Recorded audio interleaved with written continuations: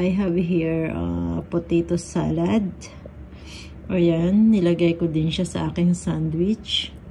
Since ako lang mag-isa today, ayan, medyo jikan kakaro akong mag-prepare ng aking breakfast. And I have here my 100% parang ano pa ng aking glass, ang aking orange juice. Ayan guys, kumain tayo ng healthy food every day. Ayan, kasama ng aking pananghalian. Okay guys, let's eat. Ayan, pag nagustuhan nyo yung aking breakfast, ayan, try nyo guys.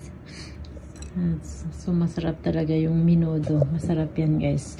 Masarap din yan kung lagyan mo ng ano ba to? Yung Tokiro cheese sa ibaba. Pero ako, hindi ko na siya nilagyan kasi dagdag calorie.